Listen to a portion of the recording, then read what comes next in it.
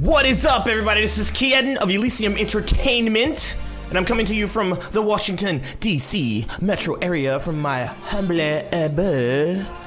And I just came across something that I just really needed to share with you guys. Because, hey, I'm back. Remember, I said Mr. Premium is back. And I'm trying to put out content and stuff like that so that you can enjoy, hopefully, and make things in your life better when it comes to like Photoshop and other things. All right, so what you're looking at right now on the screen is a cosplayer by the name of Sony Aralyn. And I shot this at, I think, Philly Wizard World Comic-Con or something like that.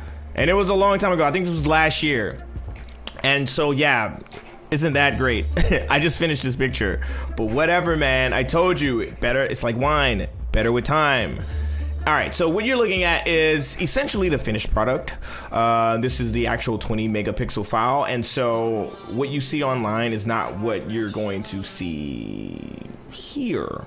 I'm showing you the entire blown up image. What I post online is gonna be like a full body shot, and it's gonna be like 1100 pixels tall or something like that. So keep that in mind.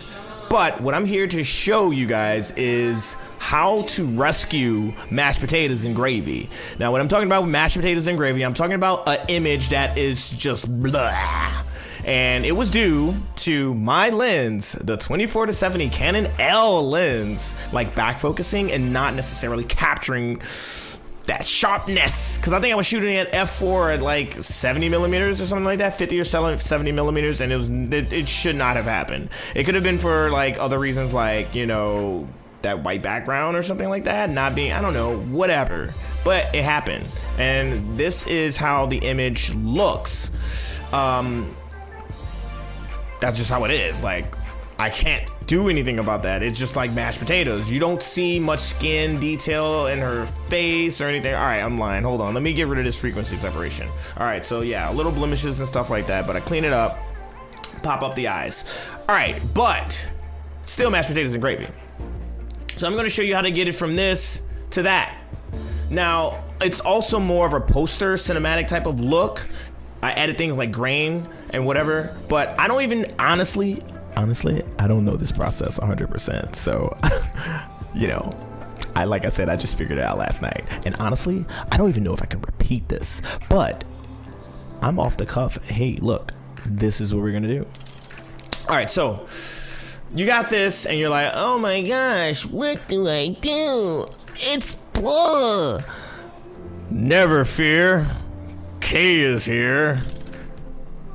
All right, so I'm gonna peel back the layers and say I even have this 14 layer. This 14 layer, I don't even know what this is for. Like, I can delete that right now, like, because I already, it wasn't selected. All right. So what I did was use something called Freaky Amazing Details. And if you look up Calvin Hollywood, plugging Calvin Hollywood, Freaky Amazing Details process, you apply that to the image, and that does a good job of bringing out more details. Like if you have something like pores and stuff like that, you want to really pop out and stuff like that, that Freaky Amazing Detail will help make that pop out more. All right, so I applied that, right? And that's why I have this thing called details. Cool, whatever. And then the next thing I do is just a part of my process of building more contrast. I use a black and white mask. Pop that on there, bump up, you know, my opacity, or bring down my opacity down like a 45 on this particular image. It can vary, but you never want to really do that junk all the way, because what you'll do is just black out your blacks and blow your highlights. That just leads to disaster. So I did that. And then the first thing I did was add something called the inverted high pass. Natalia Taffarel. Look up Natalia Taffarel for the inverted high pass technique, just to add some more sharpening. Now, honestly, it's very, very easy to do this, because the amount of you're gonna put is gonna either be between 1 to 3, and your threshold is gonna be like 20. Okay, and I probably did this at 2, or 3. And that's why I bounce back between 2 and 3. So I can't give you accurately what it was. You really got to go ahead and mess around with it, because this was an image that I really just had to do that. Like, you know, I had to find out what worked, best. And even when I applied that didn't fix all my problems. As you can see, her eyes, I don't know, like they're a little blurry to me. So I was like, hey, I need to go ahead and sharpen them. What I used on that was the unsharp mask, and I changed whatever values until I got the right amount of sharpness, because like I thought her eyes were a little bit blurrier than other parts of her face. So I did an unsharp mask on that, okay? And then I did a denoise. Now here it is, guys. Denoise is where the magic happens, okay? What you want to do with denoise, you want to go to filter, and you want to go to noise, and you want to reduce noise, okay? You may have seen this before. Fellow photographer Mike Saffles has this type of look to his images, like across the board, like across the board. You will get like the denoise type of look. It gives this like painterly look, okay? And I pop that on, boom, right? And that's why I say denoise. I call it denoise because it's supposed to reduce noise, but you can use it to process the image to look more painterly, if you will. And here's another little secret. You can do it twice, and it's even more painterly. See, does that look familiar? It's probably looking familiar to you. It's supposed to reduce noise, but it also makes things really smooth and painterly, as you can see. And now this is the trick. This is the trick not too many people know about, okay? Listen carefully. Denoise, sharpening.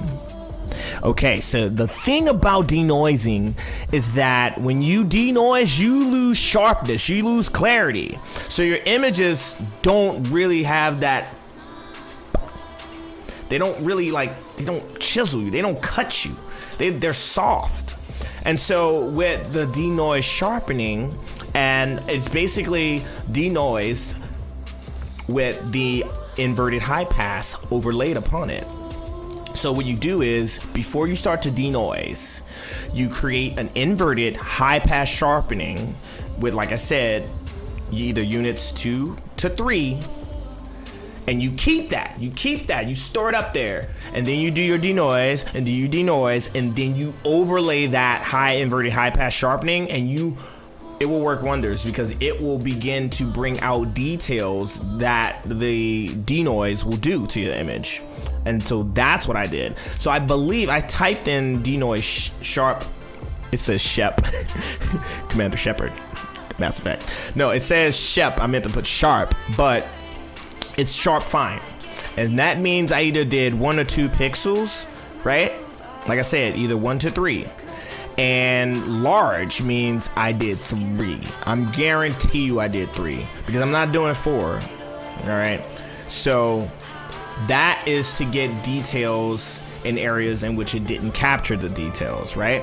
And so now you're starting to see like little grain and maybe like texture and stuff like that. That's because of those 2 layers, which are essential to having your images have sharpness and clarity to them after you paint them. And then I added a little bit of film grain for like that movie poster type of feel. And bam, flatten that sucker. And we go from this trash to that magic, okay? And yeah, the thing about it doesn't completely save the image, because if you wanted a different aesthetic, like if you didn't want the painterly aesthetic, I can't help you there.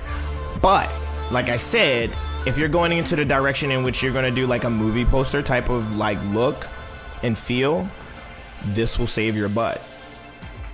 Let's zoom out and take a look at it. That's what we got right there. You can see the image on Instagram. It has a good bit of sharpness on there. And maybe I can probably show it to you here. No, I can't. I thought I could, but I can't. But anyway, sorry for that taking so long, but go ahead, get some images, Try this junk out. Your boy. Holla at your boy. If you got any questions, leave them in the comments. Send me an email. Visit elysiument.com. You can check out my portfolio, and also you can send me an email through there and contact me and super fun things like that. Subscribe to the channel, like my junk, comment, share. I'ma holla at you later.